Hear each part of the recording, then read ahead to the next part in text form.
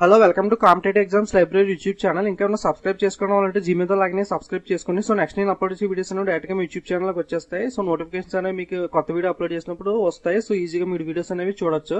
అలాగే ఇంకేమన్నా వీడియోస్ అనేవి షేర్ చేయకపోతే సో వీడియోస్ అనేవి వీడియోస్ అనేవి మీ ఫేస్బుక్ వాట్సాప్ గ్రూప్ లో మీ ఫ్రెండ్స్ కి అనేది షేర్ చేయండి. సో నాకు హెల్ప్ఫుల్ అవుతుంది. అలాగే వీడియోస్ సంబంధించిన ఫీడ్బ్యాక్స్ కామెంట్ రూపంలో కింద తెలియజేస్తా ఉండండి. సో నాకు ఫీడ్బ్యాక్ అనేది తెలుస్తూ ఉంటుంది. Okay, so don't forget to subscribe and share. Today topic వచ్చి payment banks and small banks గురించి చూద్దాం. అసలు పేమెంట్ బ్యాంక్స్ అంటే ఏంటి, స్మాల్ బ్యాంక్స్ అంటే ఏంటి, వీటికి డిఫరెన్స్ ఏంటి, ఈ బ్యాంక్స్ మధ్య డిఫరెన్స్ అనేది ఏంటి అనేది ఇంపార్టెంట్ పాయింట్స్ అనేవి చూద్దాం. సో ఈ టాపిక్ అనేది బ్యాంకింగ్ అవేర్నెస్ లో కానీ లేదా ఇంటర్వ్యూ పాయింట్ ఆఫ్ వ్యూ లో కానీ ఇంపార్టెంట్ యూజ్ అవుతుంది బాగా. సో జాగ్రత్తగా చూడండి. So first of all payment bank గురించి చూద్దాం. సో పేమెంట్ బ్యాంక్ అనేది నచికేత్ మోర్ కమిటీ రూల్స్ ప్రకారం ఎస్టాబ్లిష్ చేశారు. ఓకే, సో పేమెంట్ బ్యాంక్ సంబంధించిన కమిటీ హెడ్ అనేది Nachiket more. Okay, so payment banks committee head వచ్చి నచికేత్ మోర్. సో నేను ఆల్రెడీ కమిటీస్ మీద వీడియో అనేది ఒకటి చేశాను. సో రీసెంట్ గా వచ్చిన ఇంపార్టెంట్ కమిటీస్ అన్ని కూడా ఎవరైనా చూడడం వాళ్ళంటే చూడండి. Okay, so present payment bank సంబంధించిన కమిటీ హెడ్ అయితే నచికేత్ మోర్, గుర్తుపెట్టుకోండి. సో నెక్స్ట్ ఈ పేమెంట్ బ్యాంక్స్ అనేవి ఎవరెవరు అప్లై చేయొచ్చు అంటే కార్డ్ ఇష్యూయర్స్ కానీ, ఫైనాన్షియల్ కంపెనీస్ కానీ, బీసీ బిజినెస్ కరస్పాండెన్స్ కానీ, telecom companies, idea, Airtel, Vodafone ఇలాంటివి ఉన్నాయి కదా. సో ఇలాంటి కంపెనీస్ కానీ, రిటైలర్స్ కానీ వీళ్ళందరూ కూడా పేమెంట్ బ్యాంక్స్ అనేవి లైసెన్స్ కోసం అప్లై చేసుకోవచ్చు ఆర్బీఐ దగ్గర. So promoter should retail 40% stake for the first 5 years. Stake అనేది 40% అనేది ఉండాలి ఫస్ట్ 5 years లో. సో టోటల్ గా ఆర్బీఐ దగ్గరికి 41 అప్లికేషన్స్ అనేవి పేమెంట్ బ్యాంక్ పెట్టుకోవడానికి 41 మెంబర్స్ అనే వాళ్ళు అప్లై చేశారు. అందులో 11 మెంబర్స్ ని ఆర్బీఐ సెలెక్ట్ చేసింది. ఓకే, టోటల్ గా 41 అప్లికేషన్స్ వస్తే అందులో 11 కంపెనీస్ సెలెక్ట్ అయ్యాయి. సో 11 కంపెనీస్ అనేవి ఏంటో చూద్దాం. సో ఆదిత్య బిర్లా, ఐడియాకి సంబంధించిన ఆదిత్య బిర్లా కంపెనీ ఉంది కదా, ఐడియా సిమ్ అనేది యూజ్ చేస్తూ ఉంటారు మీరు, ఆదిత్య బిర్లా. అలాగే Airtel M commerce. So Airtel M commerce అనే కంపెనీ కోటక్ మహేంద్రతో టైప్ పెట్టుకుని లాంచ్ చేస్తున్నారు అనమాట. Okay, Airtel M commerce and Kotak Mahindra bank. Next అలాగే Cholamandalam distribution services. Next department of post. So postal department ఉంది కదా, సో వీళ్ళకి కూడా లైసెన్స్ అనేది వచ్చింది. సో రీసెంట్ గా పోస్టల్ బ్యాంక్ ఐపీపీబీ నోటిఫికేషన్ అనేది కూడా పడింది కదా, మీరు అందరూ చాలా మంది అప్లై చేసి ఉంటారు. సో వాళ్ళు పేమెంట్ బ్యాంక్స్ అనేవి పెట్టుకోవడానికి డిపార్ట్మెంట్ ఆఫ్ పోస్ట్ కూడా లైసెన్స్ అనేది వచ్చింది. అలాగే ఫినోపేటెక్. సో ఫినోపేటెక్ అనేది ఐసిఐసిఐ బ్యాంక్ తో టైప్ పెట్టుకుంది అనమాట. సో ఈ టైప్స్ అనేవి చాలా ఇంపార్టెంట్, గుర్తుపెట్టుకోండి. ఒకటి ఎయిర్టెల్ వచ్చి కోటక్ మహేంద్రతో, నెక్స్ట్ ఫినోపేటెక్ వచ్చి ICICI bank. Okay, next national security depository. Next Reliance Industries వచ్చి ఎస్బీఐ తో టైప్ పెట్టుకుంది. Okay, Reliance and SBI. Next Dilip Sanghvi Sun Pharmaceuticals. Dilip సాంఘ్వికి సంబంధించిన Sun pharmaceutical company. Next Paytm. So Paytm కూడా బాగా ఫేమస్. పేటిఎం బ్యాంక్స్ అనేవి Paytm wallet అనేది mobile recharge కి మీరు యూజ్ చేస్తూ ఉంటారు కదా. సో అలాగే Tech Mahindra, next Vodafone, M Pesa.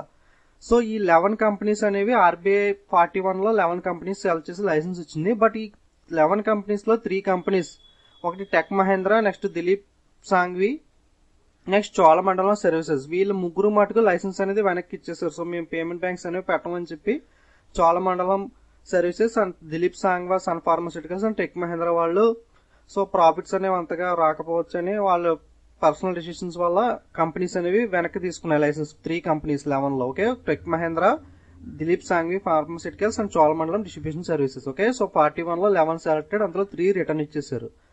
So ఈ పేమెంట్ బ్యాంక్స్ అనేవి ఏమేం పనులు చేయొచ్చు, ఏమేం చేయకూడదు అంటే take deposits on only current and saving account. So current account, saving account ఉంటాయి కదా బ్యాంక్ లో. 4 టైప్స్ ఆఫ్ అకౌంట్ ఉంటాయి, మనం ఆల్రెడీ చూసాం కదా బ్యాంకింగ్ అవేర్నెస్ లో.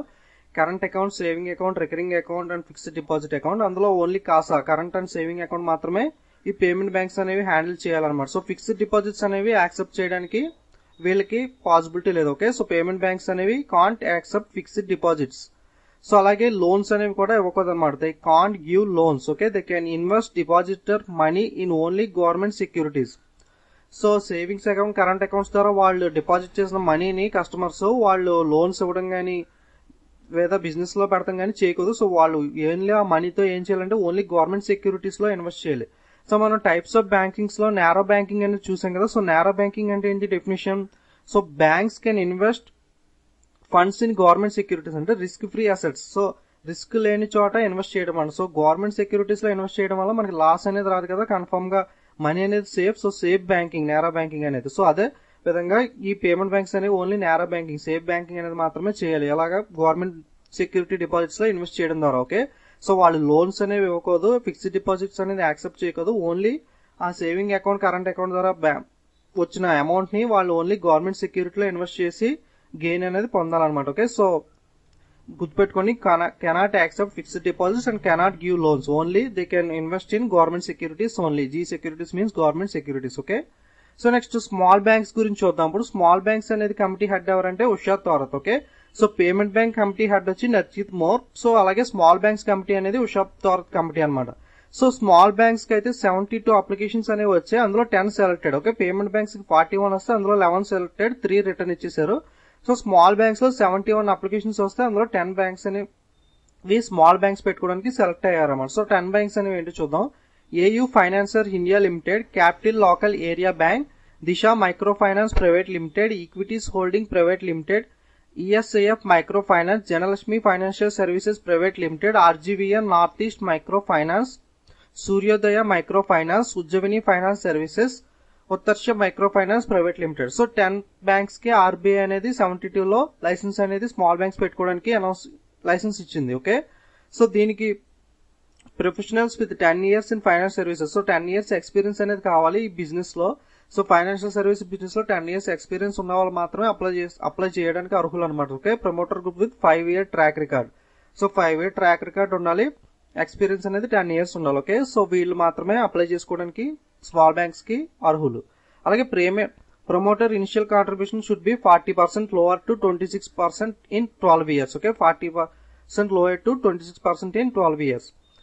సో ఈ స్మాల్ బ్యాంక్స్ అనేవి ఏమేమి చేయొచ్చు ఏమేమి చేయకూడదు అనేది చూద్దాం. ఓకే, కొన్ని accept all types of deposits like a commercial bank. So small banks అంటే బ్యాంక్ నేమ్ లోనే ఉంది కదా. సో స్మాల్ బ్యాంక్స్, బ్యాంక్ చిన్నది కానీ సో ఆల్మోస్ట్ బ్యాంక్ చేసి అన్ని కూడా ఈ బ్యాంక్స్ అనేవి చేస్తాయి. సో పేమెంట్ బ్యాంక్స్ అనేవి కొన్ని లిమిట్స్ ఉన్నాయి కానీ సో స్మాల్ బ్యాంక్స్ అనేవి మాక్సిమం చేయడానికి ఛాన్స్ ఉంది అనమాట. Can accept all type of deposits like commercial bank.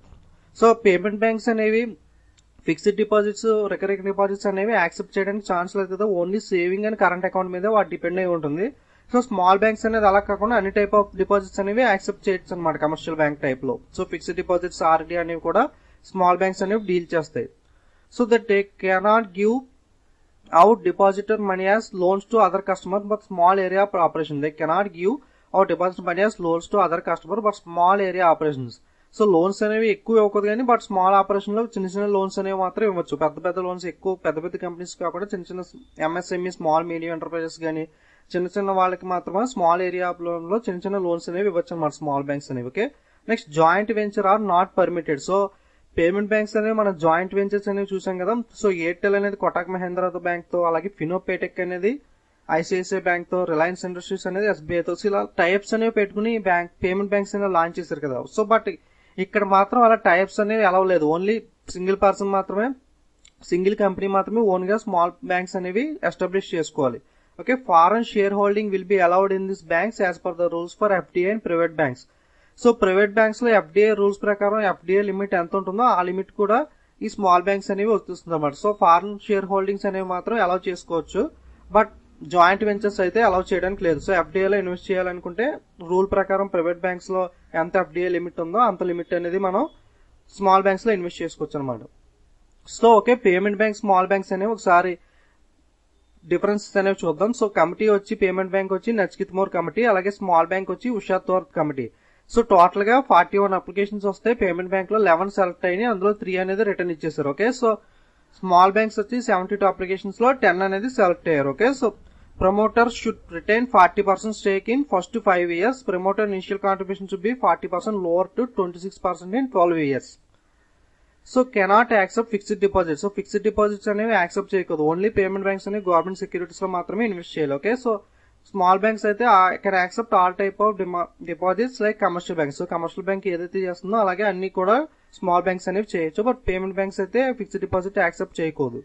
So they cannot give loans అనేవి ఇష్యూ చేయకూడదు అనమాట payment banks. They can invest depositors money in government securities only. So small banks అనేవి they can give out deposit money as loans to others customers but small area of operation. So loans ఇవ్వచ్చు కానీ పెద్ద పెద్ద operations కాకుండా చిన్న చిన్న business purpose కానీ small medium industry కానీ స్మాల్ ఏరియా ఆపరేషన్ లో లోన్స్ అనేవి ఇవ్వచ్చు అనమాట. ఓకే, సో ఇది మెయిన్ గా బ్రీఫ్ గా పేమెంట్ బ్యాంక్స్ కానీ స్మాల్ బ్యాంక్స్ కానీ ఉన్న డిఫరెన్స్ అయితే ఇది. సో మనకి ఇంకా డీప్ గా అవసరం లేదు. So main what is what అని తెలుసుకున్నాం కాబట్టి మన concept interview point of view లో కానీ అడిగినా సరే, సో బ్యాంకింగ్ అవేర్నెస్ లో బిట్స్ టైప్ లో అడిగినా సరే మనం ఆన్సర్ చేయడానికి రెడీగా ఉన్నాం కదా. సో వీడియోస్ నచ్చినట్లయితే లైక్ కామెంట్ షేర్ చేయండి. అలాగే don't forget to subscribe and share. Okay, thank you.